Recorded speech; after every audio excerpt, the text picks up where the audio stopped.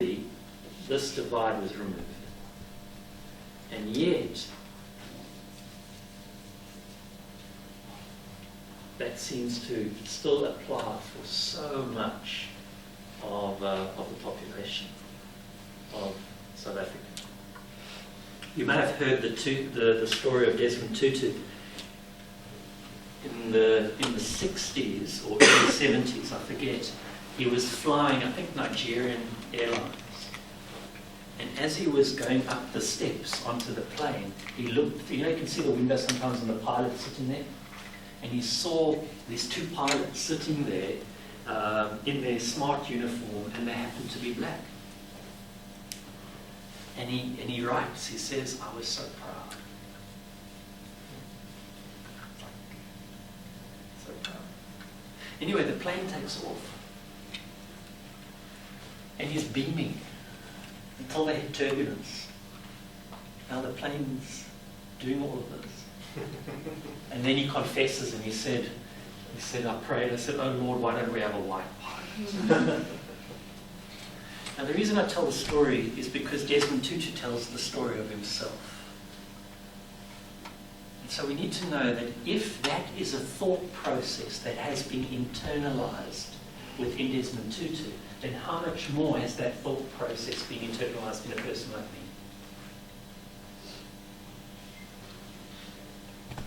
That has grown up like this. That has grown up like this. And so, what I find, and this is what I despise most about apartheid, is that it's in me. It's in me, it's in my DNA, it's in me. I grew up within it. Yes, told it was wrong, but everything I observed, everything I received through my senses, enforced it in my being. And so it still runs through my veins today. I can't say I'm not a racist. Just like I can't say I'm not a sexist.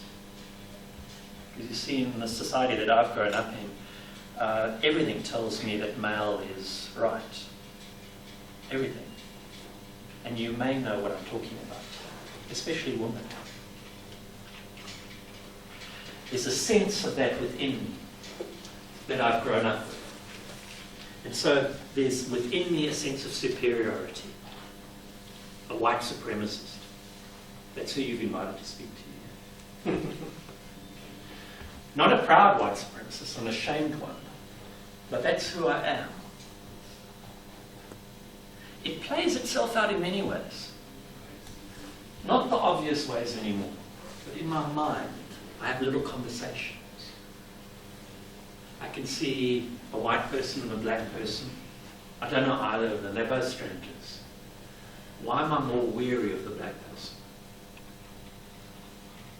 Why am I less trusting of the black person? If I had to set them tasks to do, not knowing anything about their work history or expertise or anything like that, why would I expect more from the white person? Why would I expect less from the black person? Why would I be more anxious whether the black person would deliver or not deliver? Are you hearing that? That's in me. That has to be checked all the time. No different to my sexism, by the way. And let's not even get onto classism and all that sort of things, okay? Because then I'm just a basket case. All right. Okay, so that's the sadness that laws have been removed, at last, courageously so, yet there are still tendencies. And their tendencies on different sides. A 40-year-old woman comes to see me once. She comes for counselling. In her therapy, she speaks of the real issue that brings her there is the pain of recurringly broken relationships. She seems to be unable to have an intimate relationship with a man for any meaningful length of time. So as we talk over these things for a couple of weeks, she goes back to her childhood. She's 8, 9, 10 years old. She tells me stories. She tells me stories about, I remember going on holiday once with Mom and Dad, And we were on the beach, and my dad took my sister into the water and played in the... And then when I wanted to be taken into the waves with my dad, he didn't have time. He was tired. The next week she'd say, when Mom was tucking us into bed, she would read to my sister and then sometimes not read to me.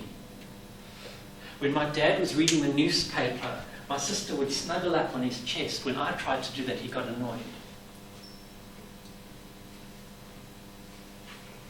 And so together we worked out, rightly or wrongly, I'm not sure, but it seemed to ring true for her, that because she didn't feel loved by those who you can most count on loving you, your parents, she didn't think she was worthy to be loved. So when she got into a romantic relationship and a person told her, I love you, she didn't believe it. So she'd test it, and she'd test it by playing up. And so finally the person would say, you know what, I've had enough, and walk out, which would reaffirm that she is not worthy to be loved. Can you understand the psychology of it? Does it make some sense? Okay, she was 40 years old when she saw me. She spoke to me the overwhelming majority of her therapy about times when she was 7, 8, 9, 10. Do you believe that's possible, that an event that takes place 30 years earlier can actually influence today? Do you believe that? Well, we've only removed the glass for the last 16, 17, 18 years. And so things that happened when I was 7, 8, 9, 10 still impact. And that surely is also true for black people. So apartheid, if I had to look at it in psychological terms, kind of thing, was really a system of favoritism that has damaged all of us. Damaged all of us. Very, very, very severely. Extremely severely. That we, unfortunately, all of us have not all been to therapy. The Truth and Reconciliation Commission, you're aware of that, was trying to book in the nation into therapy. And the great thing about it was that the nation can no longer deny that we're sick. But it didn't heal all of us, if that makes sense. We can't deny we're sick. We can't deny we've been sick. But we're not all healed. So it did wonders, but it didn't do everything. And so, now as time goes on, that becomes quite easy to fall back into. All right.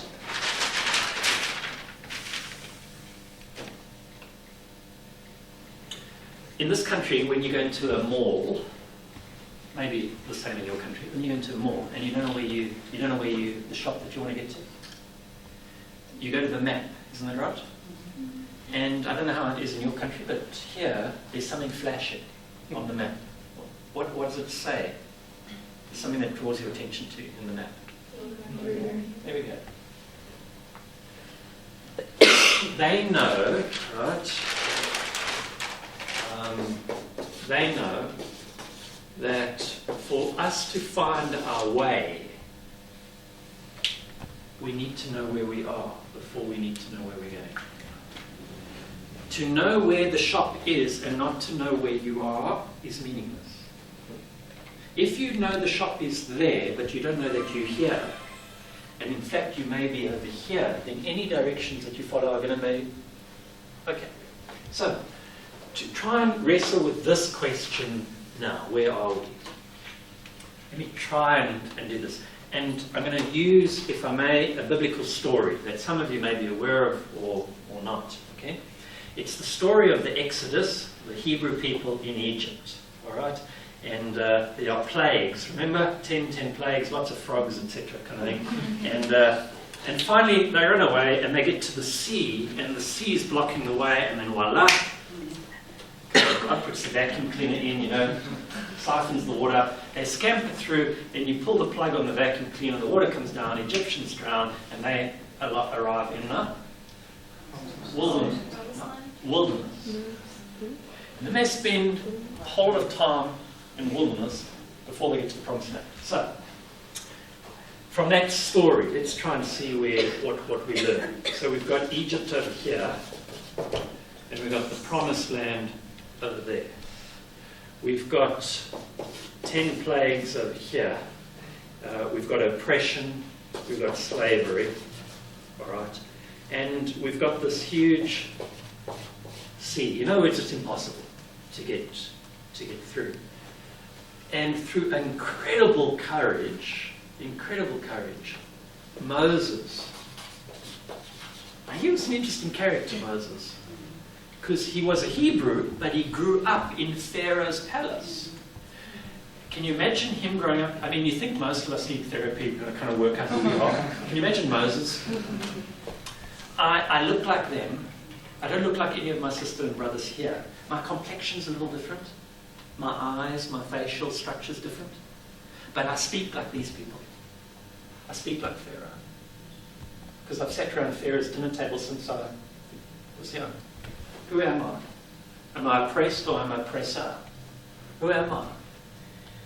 Sometimes it takes somebody who has wrestled with who they are and maybe confronted both the oppressor and the oppressed within them to be a leader.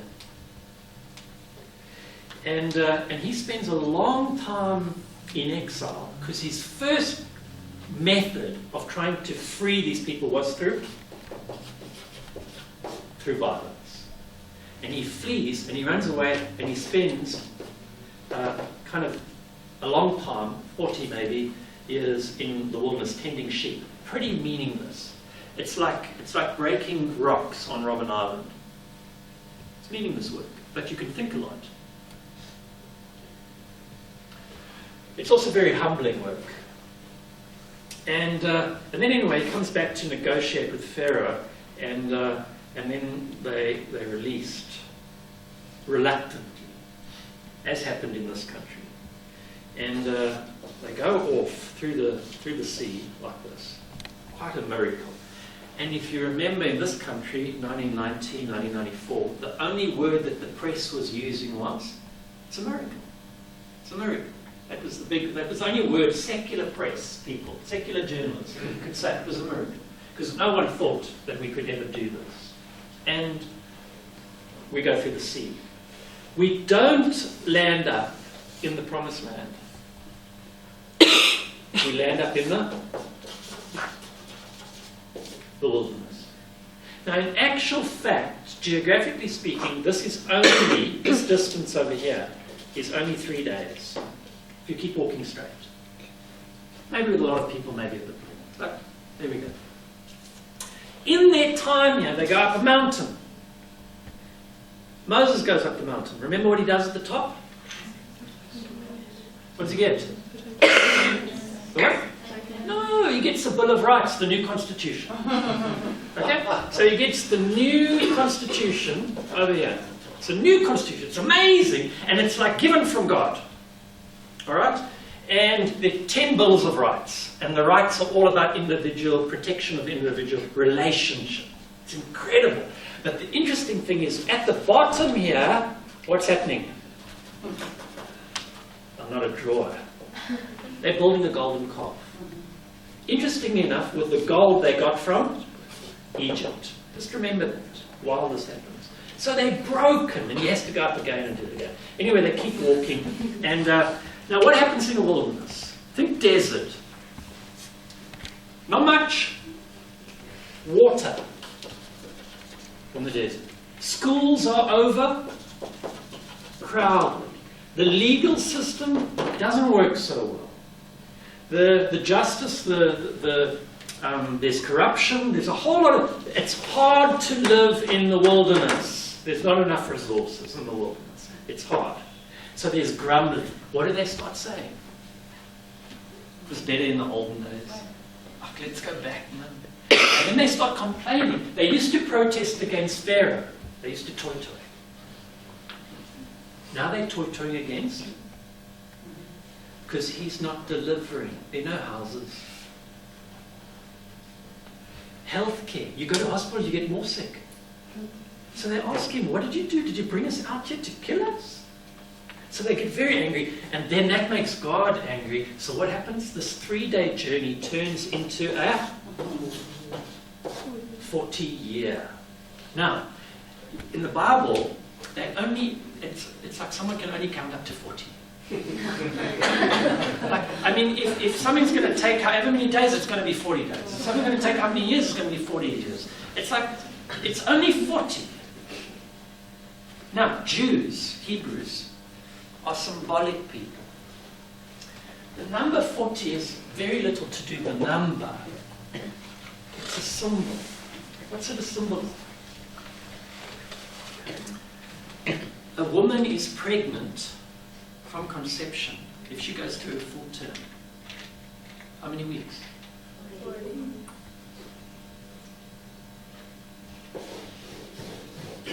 40 is a metaphor for new life. The moment of conception is quite a passionate, hopefully an enjoyable one. Okay. I see some of you nodding. I'm a month. You can speak to me afterwards if you want to know more about that, okay? After that, a month, 6 weeks later, what happens to the woman? She wakes up and she's vomiting. That's right. Not fair.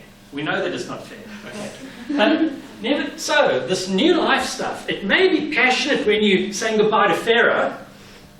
Maybe passionate. But after a while you realize, like, what's happening to me? There's something in me that's now I'm no longer in control of my life as I was. Alright? And then you maybe go through the sickness and then you change form. Isn't that amazing? You change form. And then finally there's that very painful moment, alright, which I can't speak of at all. Okay? And then the celebration. Okay. So, if you had to ask me now where we are as a country, okay? You are here. We are not in the promised land. We may talk about the new South Africa, but new insofar as different from the old, not new insofar as we've arrived. Because if this is the new South Africa, then I don't want to be part of it. It's got to be better than what we have right now. But it is a whole lot better than where we've come from. Let's not forget that. We could. I really don't believe we could ever go back to such a perversion of justice as where we were. So, if you want to know, if I just summarize in 2 sentences, where are we from my perspective? We have come a miraculously long way. No one should ever deny that miracle. But we've got a miraculously long way still to go, and no one should deny that truth. Now, because I trust that we have come already a miraculously long way, I'm given the hope that we can continue to travel a miraculously long way. Because that was impossible. And so those who tell us that this is impossible, we can say, well, we've done the impossible. And we'll continue to do it. And we need leaders who can actually convince their people to do the impossible. Otherwise, really, just don't even bother. And I mean that, don't even bother. If you're going to give us more of the same, we don't need it. So, where are we? We're in the wilderness. Now, this wilderness has a context.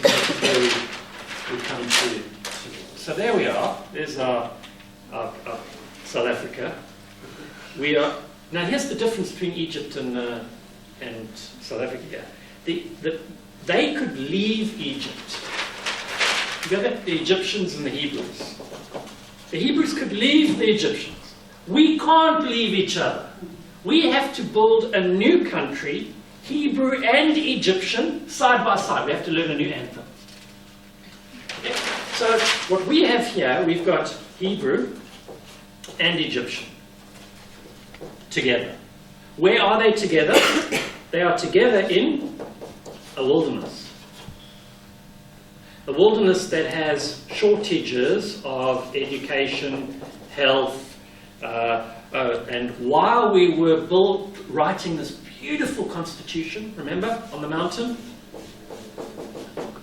our leaders were entering into a golden calf little moment called the arms deal. Just carried on exactly the same kind of deals that the previous Egyptians did. Now they did.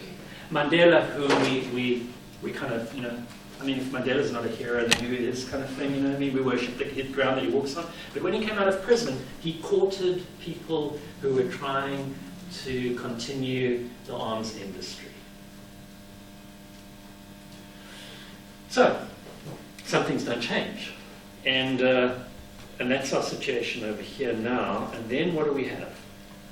We live in a world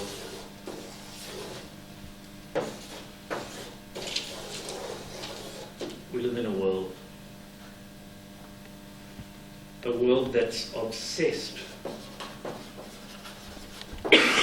with consumerism, which basically means I'm addicted to more. Right? And the most powerful nation in the world, the most powerful, the nation with the best education facilities in the world, the nation with the best health, legal, you name it, in the entire world, has gone into debt and will become bankrupt. Because instead of enriching the world with its education and its incredible wealth, it's gone to war. So, what's it, nearly 3 trillion? Iraq, Afghanistan will cost the US. We go to war. And we bully the rest of the world.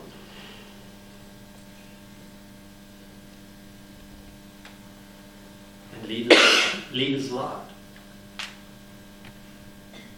We take a whole nation into war in the very time when the world is needing them more than anything else to be offering their resources to so many nations in the wilderness, like ours, and far worse than us.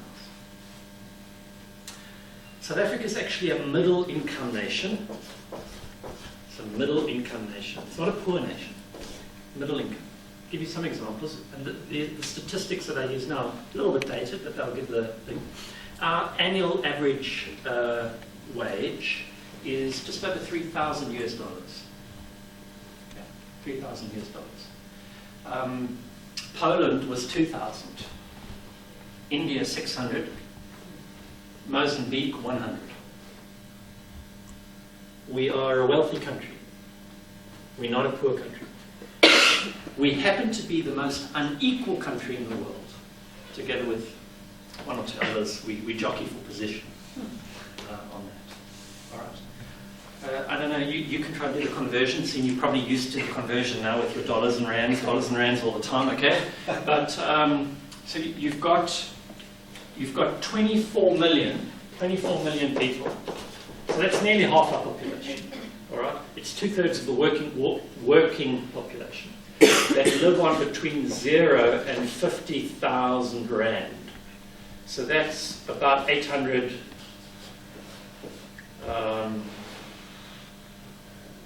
US.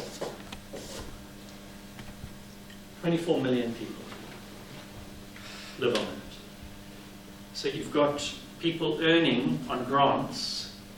There's 17 million people on grants, about 700-800 rand a month. So that's $100 a month. I mean, it's $100 a month. That's looking at so you're looking at between $800 and $1,500 for half the population. Right? So let's come back all the way here. for that to survive, what do you need? What do you need for this to keep there? When, look at the figures, 40 million, 5 million, what's going to keep it there? Support. Support, what support? Okay, tell you what,